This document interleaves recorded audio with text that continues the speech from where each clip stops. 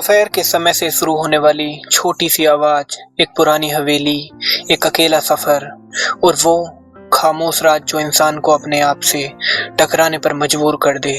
एक emotional suspenseful कहानी जो आदमी के अंदर के डर और यादों को उजागर करती है।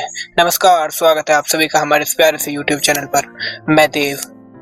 कहानी इस दोपहर से शुरू होती है जब गर्मी धीमी पड़ रही थी और गांव के कोने में खामोशी का जादू छाया हुआ था। रमेश 28 साल शहर के सफर से थका अपनी दादी की वीरान हवेली में आया। हवेली की दीवार पर दोपहर की धूप लंबे साए बना रही थी। उसकी आंखें कुछ देखकर रुक गईं। खिड़की के पास एक पुराना कटोरा पड़ा था जिसमें एक छोटा सा कागज लिपटा हुआ था। दोपहर के बाद खामोशी बोलती है। रमेश हवेली के अंदर घुसता है। एक कमरा पुरानी तस्वीर से भरा, पर सब कुछ जैसे रुक गया हो। दीवारों पर दादी की मुस्कुराहट अब बस एक परछाई सी थी। रमेश को अकेलापन भारी लगता है। शहर की हलचल के बाद ये शांति उस पर बोझ बन गई थी। वैसे तो हवेली में कोई आवाज नहीं, पर दोपहर के बाद किसी चीज की सांस उसके कानों में गुनगुनाती सी लगती थी। दोपहर के कुछ मिनट बीत गए। रमेश चाय बनाने के लिए किचन में गया। तभी एक हल्की सी चीख जैसे हवा में फंस गई।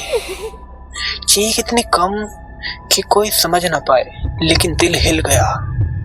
रमेश ने आसपास देखा, कोई नहीं, सिर्फ हवेली के अंदर एक दरवाजा धीरे से झूम रहा था। उसने कागज खोला।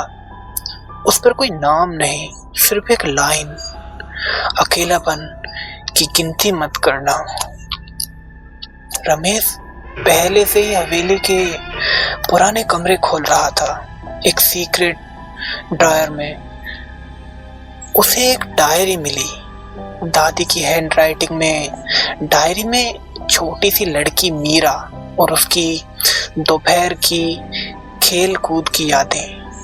पर आखिरी एंट्री अधूरी थी डायरी में। आज दोपहर को उसने आवाज सुनी, पर मैं डर गई। उस रात की लास्ट लाइन में कोई खाली जगह थी, जैसे कोई सौगात छीन ली गई हो। अगली दोपहर रमेश ने डिसाइड किया कि वो हवेली में कुछ देर रुकेगा। 2 बजे हवा तेज हुई और दरवाजे जोर से बंद हुए। फिर से कोई हल्की सी दस्तक, पर इस बार एक खामोश आवाज, जैसे किसी ने उसके नाम चुपके से पुकारा हो। रमेश ने घर के कोने में देखा, एक छोटी सी पट्टी झूली जिसमें बचपन के खिलौने थे, जिसे आमतौर पर गांवों में झूला भी कहते हैं। सब डस्ट से भरी हुई एक खुशबू थी, मेहंदी और नींबू की उसके पास, जो उसके बचपन से जुड़ी हुई थी। रमेश को ऐसा लगा कि कोई उसके साथ चल रहा है, पर उसने कभी किसी को देखा नहीं। आंखों से वो बातें निकली जो बोल नहीं पाता। दादी की डायरी, मीरा की अधूरी एंट्री और एक पुराना राज जिसने हवेली को चुप करा दिया था। रमेश ने डायरी के अंत में एक जगह देखी, एक नक्शा जहां एक छोटा कमरा दर्ज था, अकेलेपन का कमरा। उसने कदम बढ़ाया, दरवाजा खोला तो कमरा छोटा सा था। एक बिस्तर, एक खिड़की जिससे बाहर से धूप पड़ती थी और वो कमरा उस धूप में जगमगा उठता था। और दीवार पे एक छोटा आईना जिसमें से कोई चेहरा नजर आता था। पर जब रमेश नजदीक गया तो आईने में सिर्फ अपना चेहरा देखा। फिर एक आवाज, तुम वापस आ गए। वो आवाज इतनी मासूम थी कि रमेश की रूह तक डर से भर गई। डायरी ने बताया था मीरा यहाँ खड़ी रहती थी जब दुनिया उसे भूल गई थी। रमेश समझना चाहता था, क्या असली डर जिंदा याद है या मौत का रूप। मीरा की आखिरी डायरी लाइन अब पूरी हो गई थी, लेकिन लिखने वाला हाथ अधूरा था।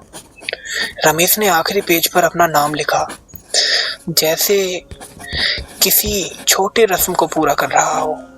दोपहर के थोड़े बाद हवेली से हल्की सी हंसी आई, ना दुख से ना खुशी से, किसी अनजानी आजादी की मुस्कान। रमेश को लगा जैसे उससे छुटकारा मिल गया हो।